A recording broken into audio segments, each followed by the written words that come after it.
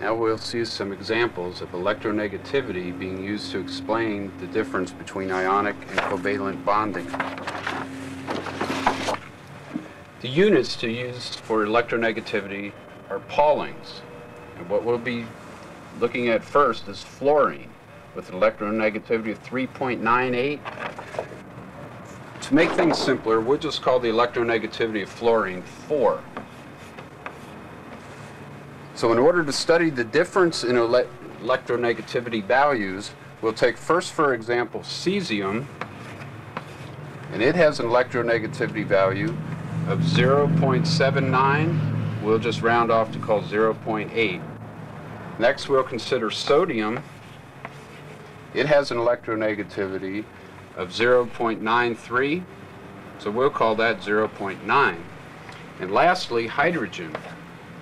And it has an electronegativity of 2.2. So cesium fluoride, which would be written CSF,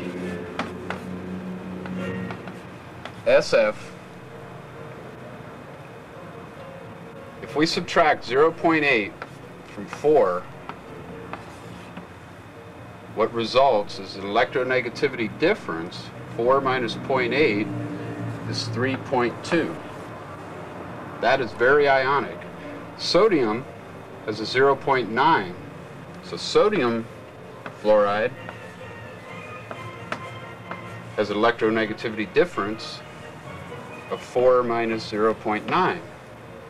And this would turn out to be 3.1. Lastly, hydrogen with electronegativity of 2.2 makes more of a substantial difference. Now 4 minus 2.2 turns out to be 1.8. So if we see now for HF, the electronegativity difference is 1.8. So if we were to consider the electronegativity difference for hydrogen fluoride to be about 2, and the difference for cesium fluoride or even sodium fluoride to be 3, we can see now that there's an ionic bonding tendency when there's a bigger, larger difference in electronegativity. Hydrogen fluoride, as we'll see, will actually ionize in water, but this is considered a covalent bond. And that's why hydrogen fluoride is a gas.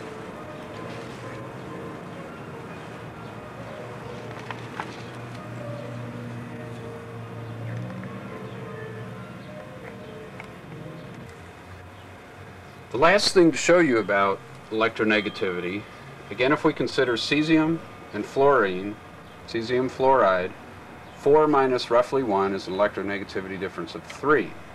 Hydrogen fluoride, however, is a covalent bond with electronegativity difference roughly of 2. So what I want to show you is that we can represent this by showing that when electrons go this way, we put a plus and a minus with the arrow. So cesium, which will lose its electron since it's being pulled over towards the more electronegative fluorine. Draw fluorine's octet here. There's number 7, needing 8, which is filled by cesium's electron. So fluorine now has its octet. And what this shows is the electron is being pulled more where the arrowhead is, and what's left behind is a positive charge. So cesium fluoride, for all general purposes, is considered the most ionic. We'll call it a 100% ionic bond.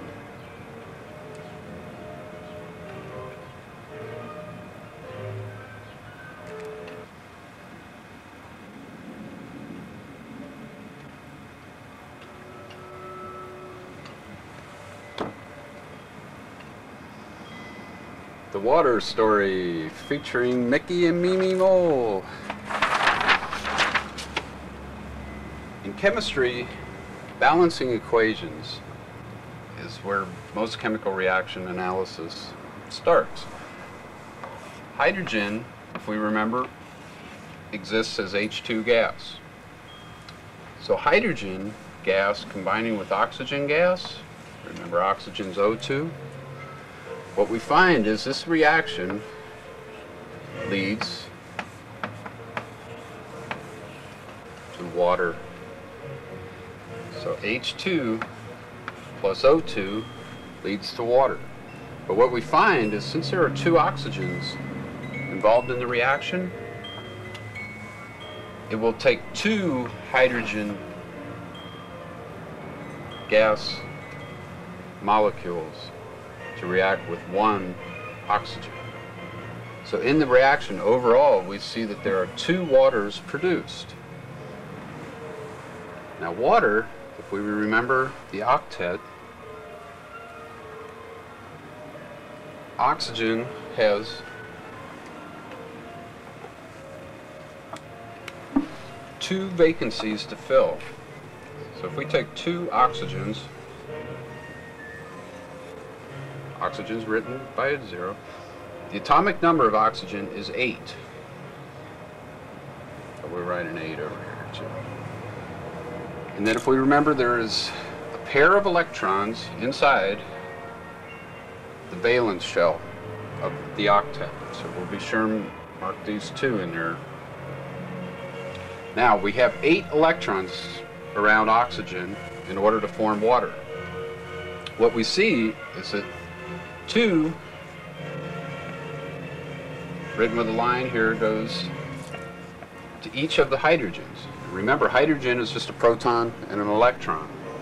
So 2, 4, 5, 6, color these in. I guess we'll complete this over here too. Also, it's a pair, we'll color in that. Some eyebrows too.